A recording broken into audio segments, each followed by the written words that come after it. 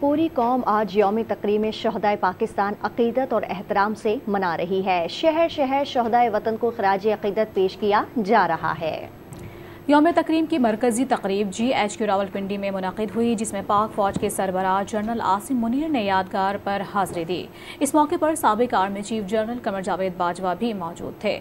پاک فضائیہ اور بحریہ کے سربراہان نے بھی اپنے ہیڈ کوارٹرز میں یادگار شہداء پر حاضری دی۔ GHQ راولپنڈی میں یوم تکریم شہداء کی مرکزی تقریب کا آغاز تلاوت کلام پاک سے ہوا۔ قومی ترانے کی دھن بجائی گئی۔ Army chief general Syed Asim Munir نے وطن پر جان نثار کرنے والوں کو خراج عقیدت پیش کیا۔ آرمی چیف نے یادگار شہداء پر پھولوں کی چادر چڑھائی، فاتحہ خوانی کی اور سلامی پیش کی۔ سابق army chief general retired Qamar Javed Bajwa نے جنرل ریٹائرڈ ندیم رضا کے ہمراہ یادگار شہداء پر حاضری دی۔ IG اسلام آباد اکبر ناصر خان اور DG anti narcotics force major general Aneeq ur Rehman نے یادگار شہداء پر پھول چڑھائے۔ کمشنر اسلام آباد اور کمشنر راولپنڈی، سول سوسائٹی، علماء کرام اور مختلف شعبہ زندگی کی نمایاں شخصیات نے بھی یادگار شہداء پر عقیدت کے پھول نچھاور کیے۔ ایئر ہیڈ کوارٹر اسلام آباد میں یوم تکریم شہداء کی تقریب ہوئی۔ پاک فضائیہ کے سربراہ air chief marshal Zaheer Ahmed Babar Sidhu نے یادگار شہداء پر پھول چڑھائے، فاتحہ پڑھی اور سلامی دی۔ نیول ہیڈ کوارٹرز میں بھی یوم تکریم شہداء پر پروقار تقریب کا انعقاد کیا گیا۔ پاک بحریہ کے سربراہ ایڈمرل محمد امجد خان نے یادگار شہداء پر حاضری دی، پھول چڑھائے اور سلامی دی۔